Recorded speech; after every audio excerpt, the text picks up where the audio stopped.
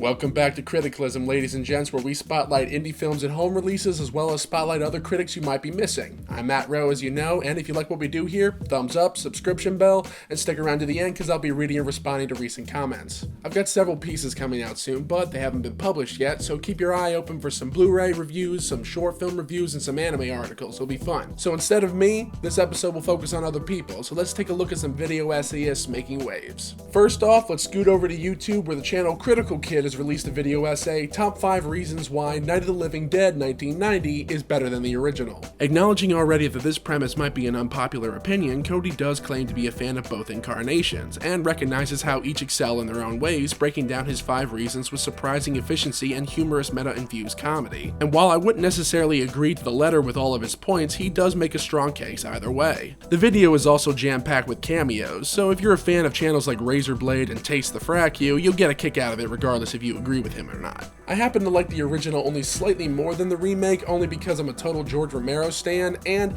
you can't really replace Dwayne Jones. No, not even with the amazing Tony Todd, but Tom Savini, love him. Next up, we've got the phenomenal channel Accented Cinema and their most recent video essay, The Eye, Philosophy of Chinese Horror. While making efforts to distance itself from the lackluster Jessica Alba remake, the essay dissects, as the title suggests, the philosophy prevalent in the film and how it is such a quintessential reflection on Chinese superstitions. I happen to love The Eye, so all of this context was a real treat, so if you're a big fan of Asian horror cinema, it's well worth the brisk watch through. On third base, we've got Novagats, I hope I said that right, and their video essay, To Be a Real Hero, Drive, 2011. As their first attempt at a video essay, and as of this video the only content hosted on their channel, the video does have some considerable pacing and editing issues, but that comes second to the well-spoken narration and genuine passion for the subject matter that Nova demonstrates. This isn't just a video telling what is good and bad, but more an investigation as to why the elements of Drive work so well and the people responsible. Hey Nova, I noticed that you referenced Neon Demon in your video for obvious reasons, but I'm curious if you've actually seen it. I'm a little on the fence about it myself, so I'd be really interested in your take. And finally, I have given a shout out to TheThoughtTheater before now on this series, but hey, they've come out with a fantastic collaboration with the channel Implicitly Pretentious, culminating with the video essay, The Subtle Themes of the Amazing Spider-Man 1 and 2. I love it when we get these kinds of crossovers because they're both amazing essayists, and when you convince me, someone who really doesn't care all too much for superhero movies, to care about the possible themes in Spider-Man, one of my least favorite comic book characters period,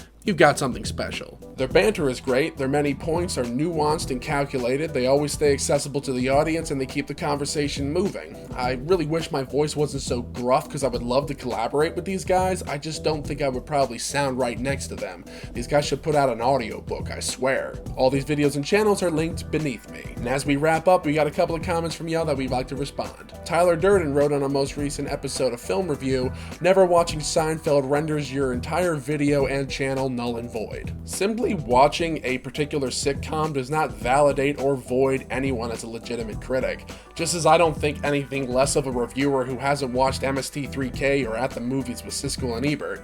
And also, it doesn't appear that you have any particular skin in the game either, so thanks for the words, my dude. Cinema Recall wrote, I just started following your channel, sorry for being late. I remember you on that Species franchise episode, that was tons of fun. I love that you give support to others, we'll share these vids. I gave the US version of Funny Games to my parents and they loved it. Cinema Recall is run by my fellow lamb, Vern. And what's up, buddy? I do need to get on another podcast with y'all because it was a whole lot of fun talking about the Species franchise. I do need to get my schedule more down pat so I can do that with you, working full time and freelancing and all this other kind of stuff. My subscribers will tell you I do need to be more consistent. But for everyone else, if you want to follow Cinema Recall or the Vern himself, they're both linked below. And finally, on our Planet 51 episode of ShitFlix, Charles Walker wrote, nobody comments and so few like or dislikes. Not a hate comment, but why do you still do this? Well, if you're involved in creating art of any stripe for simply the praise, I feel like you're approaching it a little askew. I do keep doing this because I want to do it, and even though we don't have the biggest audience, I like to think that the fans we have snagged are the fans we want. Everything else is just the grind. And that is it, my fellow cinephiles. Thank you for hanging 10 to the end. If you've checked out the movies, the videos, the others I've mentioned, please let us know your thoughts in the comments section. All of our socials and Patreon if you'd like to support us are in the script, and I'll check y'all next week. Until next time.